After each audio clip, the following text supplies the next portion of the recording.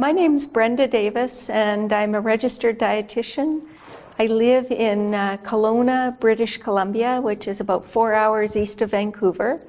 And I have been a dietitian for about 35 years, and I have been a vegan for about 30 years. I think that my work has been really pioneering work in vegan and vegetarian nutrition over the course of my career. And I began my career as a public health nutritionist teaching the traditional food guide with the, meat and dairy and as food groups and so forth. And so 30 years ago, when I decided to make this switch to more of a plant-based diet, I was a little bit worried that I might be ousted from my profession because I didn't even know if there were other real live vegetarian dietitians on the planet. I had never met one. So it really was in a time when this was a little bit of a novel thing to do.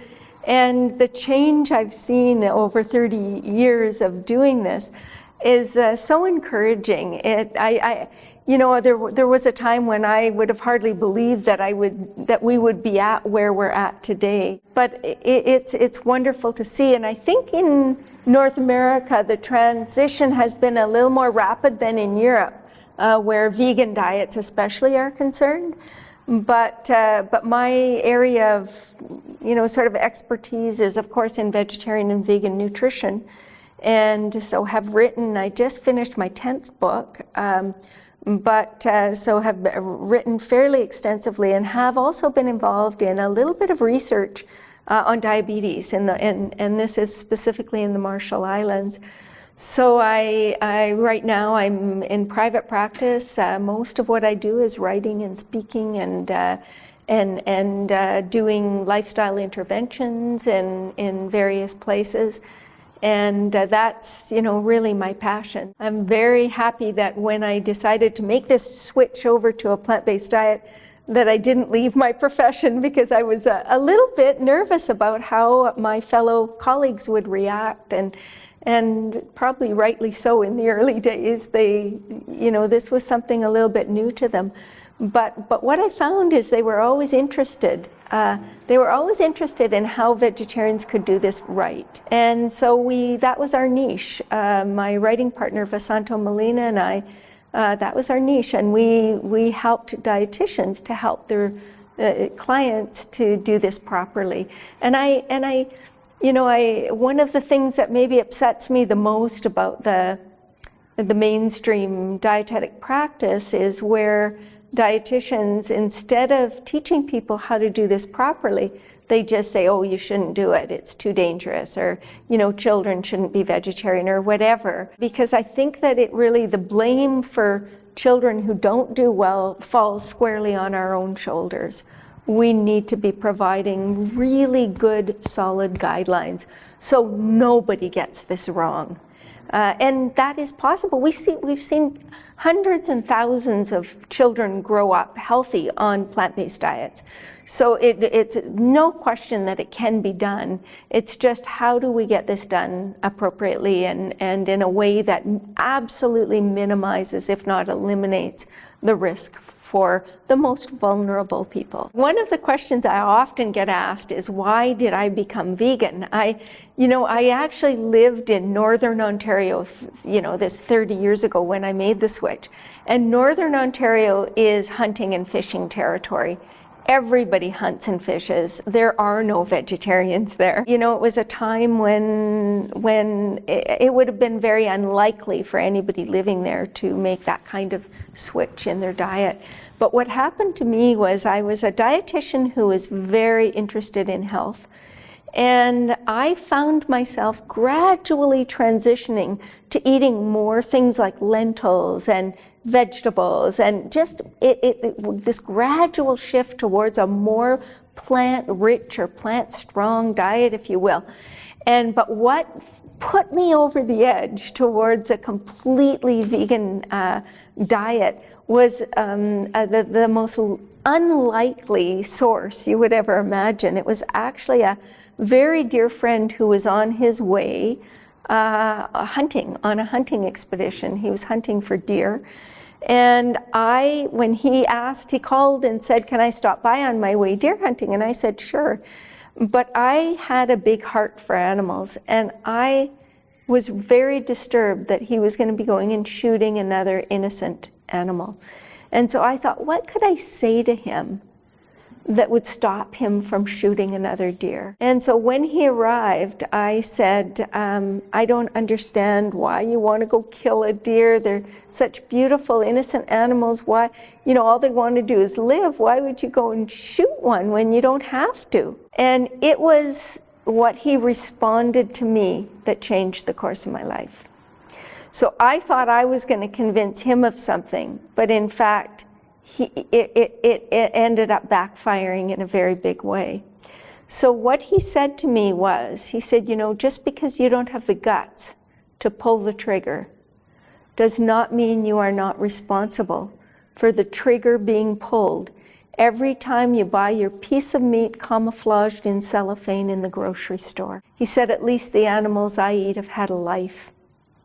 I doubt you could say the same for the ones that are sitting on your plate.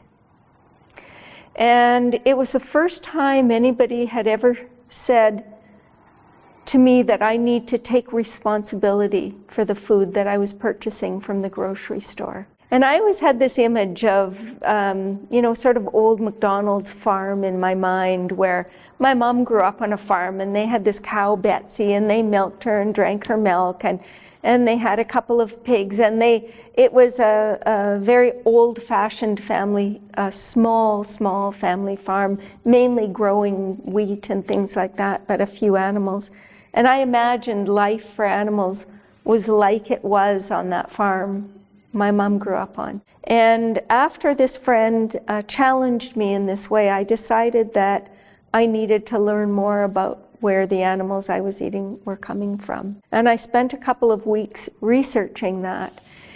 And what I learned filled me with shame, to be honest. I was ashamed to be a human being because what had happened over some years was that the number of animals that we were killing had grown so much that in order for farmers to make money, they were creating systems of farming that were very, very intensive. We call them concentrated animal feeding operations now, where you might have 100,000 pigs in one factory. Pigs are animals that have the intelligence of well, actually probably a little more intelligence than the average dog. They've been rated to be as intelligent as about a 3-year-old child, and I think for dogs it's about a 2.5-year-old child. And pigs, there was a study in Berkeley that showed that they could be taught very quickly, how to play a computer game where they had to match 2 items that were the same, and when they would match them correctly, they would get a treat coming out of this little funnel. And the researcher said there was no pig that ever made a mistake on that game. She said she tried to teach chimpanzees that game, and it took them way longer to figure it out than it took any pig. And she said dogs, they couldn't teach to play that game. So pigs are far more intelligent than what we understand. And when you think about 100,000 pigs in a building, their normal lifespan, I think, is about 12 to 15 years, very similar to dogs. They live 6 months. 6 months in the most horrendous conditions that you can possibly imagine. So they're in this cage where they can't lay down, they can hardly move, their tails are cut off, their ears are docked, their genitals are, they're castrated when they're about 3 weeks old, and all of this to reduce sort of their chances of going insane and biting the pig in front of them's tail off or whatever it is. Their smellers are about 200 times more sensitive than ours. And the dust and dander in these buildings is so bad that we have to wear a gas mask to go in. And those poor animals live in that filth. And these are not filthy animals. They're actually very clean animals. And we've got this kind of nightmare of a 6-month life for these very sentient, very intelligent beings. And then we, you know, the first time they ever see daylight is when they get taken by truck to a slaughterhouse. And the slaughterhouse, we're trying to be so efficient with line speeds that it's estimated that 10 to 30% of these animals are inadequately stunned and boiled alive. Now, would we ever do that to our dog? I don't think so. So why are we justified in doing that to an animal that's every bit as intelligent, every bit as sensitive? There is no justification. And so we're slaughtering 70 billion animals on this planet a year. And our population is just growing. The demand for meat is growing in developing nations. It's a system that makes absolutely, to me, it's a system that is ethically unjustifiable. And so I got to a point in my life where I said, I don't want to contribute to that kind of pain, suffering, and death when I don't have to. And we don't have to.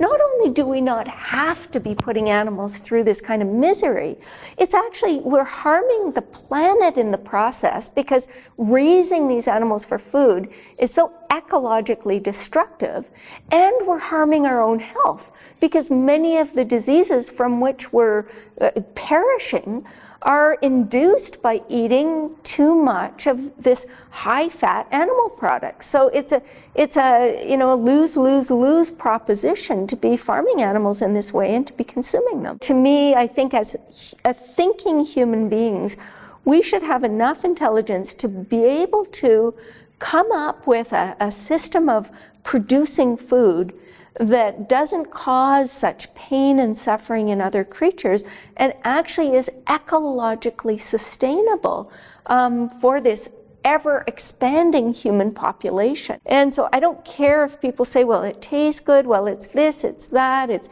got lots of protein, whatever it is. We should be intelligent enough to figure out another way, even if that way is, as we're going to be hearing about later at this conference, figuring out how to culture meat, or how to make a burger that tastes like meat. We need to have the technology to figure out things so that people that want that taste maybe can get that taste without causing the kind of destruction that we're causing.